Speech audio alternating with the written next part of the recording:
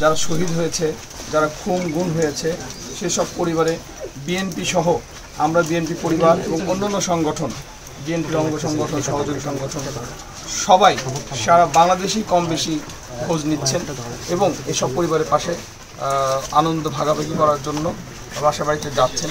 তারই অংশ হিসেবে আমরা ইসুফ যে আমাদের যুবদলের নেতা ছিল, মারা গেছে পুলিশের গুলিতে, ওনার বাবার সাথে দেখা করে গেলাম এবং ওনাদের খোঁজ খবর নিলাম। ওদের চিকিৎসা প্রয়োজন।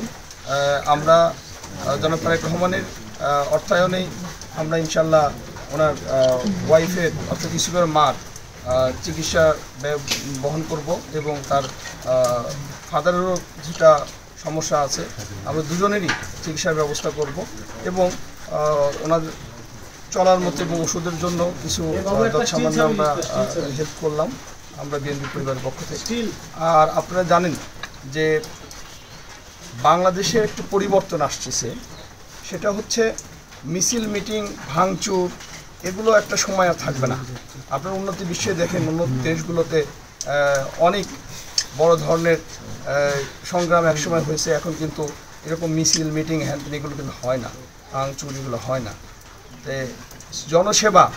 জনসেবা করেই যে রাজনীতিটা আগে যাওয়া যায়, এর চিন্তা থেকেই জনাব তারেক রহমান আমরা বিএনপি পরিবার নামক এই সেলটা গঠন করেছে এবং আমরা শুধু প্রতিষ্ঠিত হয়েছি গত 2 বছর আগে, কিন্তু আমরা কিন্তু অরিজিনালি 2010 থেকে আমরা কাজ করি, 9-10 থেকেই কাজ শুরু করেছি।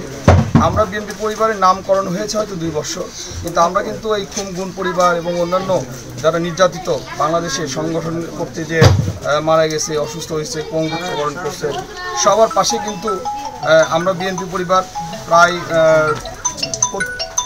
15 বছর যাবৎ আমরা কাজ করতেছি।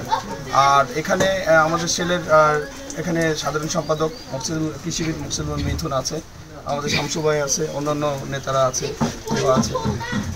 আমরা শুধু এই ফ্যামিলির সাথে আনন্দ ভাগাভাগি করার জন্যই আসছি। আর আপনারা এই কষ্ট করে এখানে আসছেন, এই জন্য এই বৃষ্টি ভেজার দিনে, এই জন্য আপনাদের সকলকে ধন্যবাদ।